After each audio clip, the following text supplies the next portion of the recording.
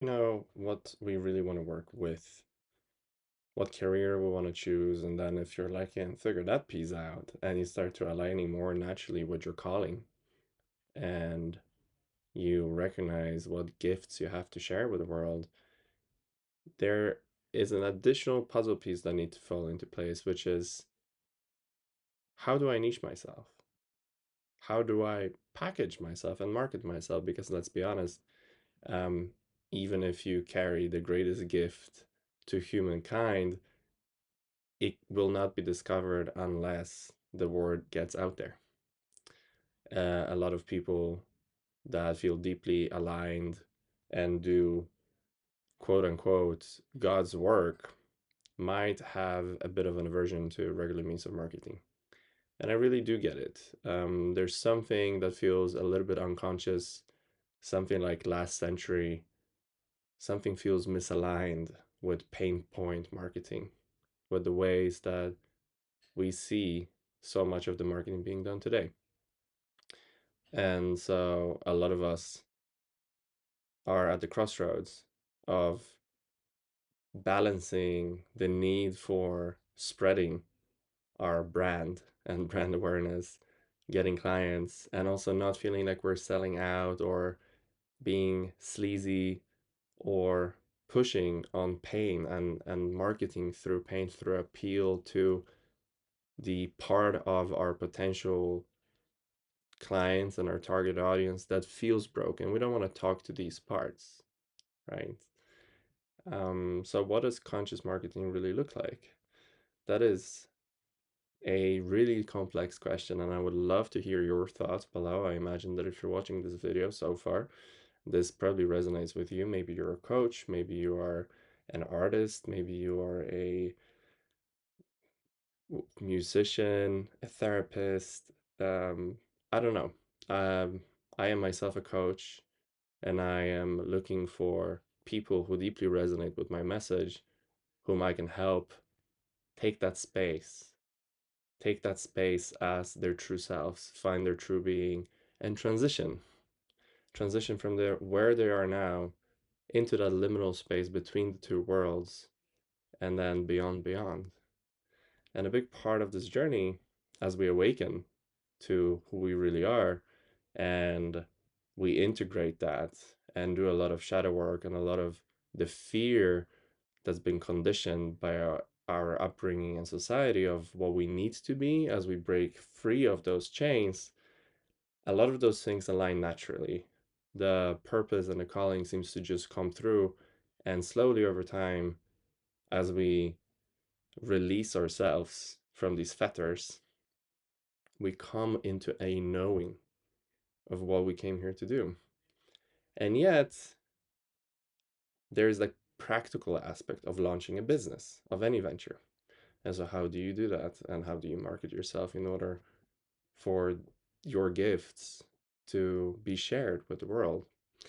And I've given it a fair amount of thought just recently, and what I arrived at currently, and again, please share below if this resonates or what your take is.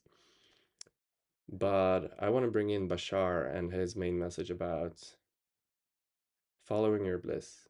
You know, the bumper sticker, cheesy message of following your bliss.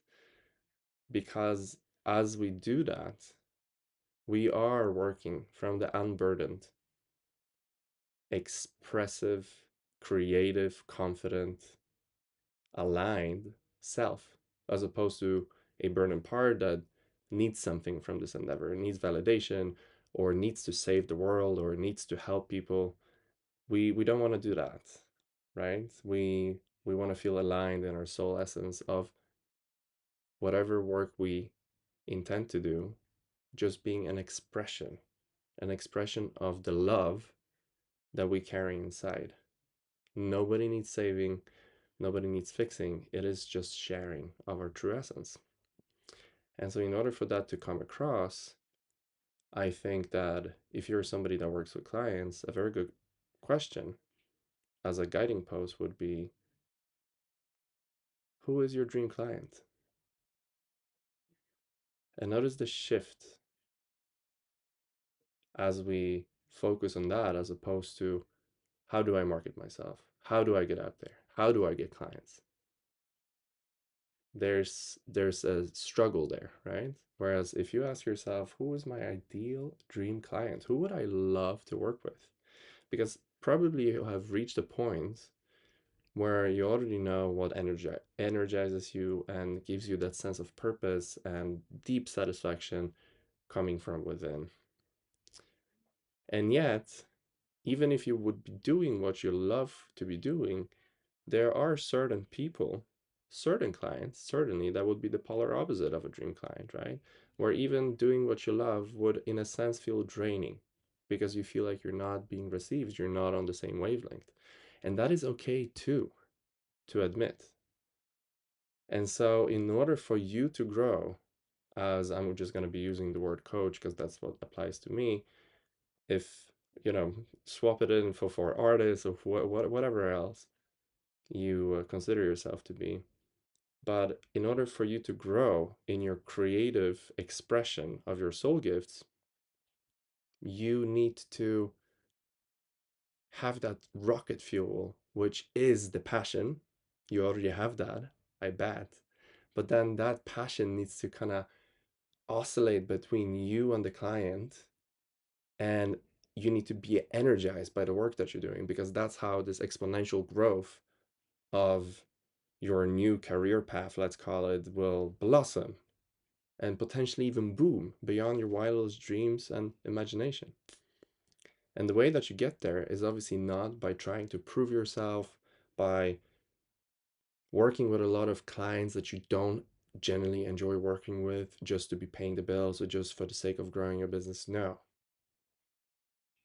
The way that it's gonna blossom is by you positioning yourself in that space where your work feels effortless. And because that's how you know. If it feels effortless, it feels full of light and joy, and you feel so full. It's like just the joy of whatever you're making or creating, whether it's art or working with people one on one or in groups. If you feel that bubbling over and just wanting to express itself in that myriad of forms that you feel aligned with, that's the rocket fuel for the expansion and for the growth. So the point being, it's really simple, really.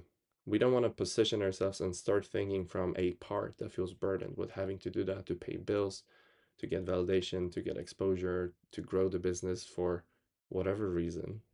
We want to come back to self using IFS terminology or awake awareness to really align with our essence, knowing that we are home, we have always been home, knowing the excitement that is here and the fear that is here too is part of the experience, but you're so deeply held. There's no reason to actually fear. There's no stress. There's nowhere else you have to get to. You're already there. You're already home. And from that place of fulfillment and peace and satisfaction that you can find within your being, since it is your true nature and it's always available, sometimes it just gets clouded by these parts that innocently believe that they have to do something. Those are the burden parts that we speak of in IFS. And you don't have to entertain those stories. You don't have to push them away or ridicule them. You just want to be a loving parent, a loving presence to them. You want to hold them in their fears. But ultimately, bring in that sort of truth that illuminates the path forward rather than getting lost in the woods. And the path forward is based in the truth that you are a conscious creator. You came here to share your gifts and be an expression of the peace and love and joy that is all of our natural state. And so, this is why a very good businessy question as you ponder which way to take it is not how do I get to XYZ. It's more like how can I position myself within my industry, within with my audience, to really enjoy what I'm doing even more. Where is my bliss taking me in this moment right now? And then we might notice that going from the other way around, not trying to figure out how we grow a business, but rather imagining in a ideal dream world, who would I be working with? What would really energize me beyond my wildest dreams? As we feel that resonate with our soul, it will amplify. It will amplify, and we will get the inspiration, we will get the downloads, and we will get the instructions. We will get the vision. We will meet the mentors. We will meet the allies that will get us there. Good luck, everybody. Share your thoughts and comments below. I would love to explore this together.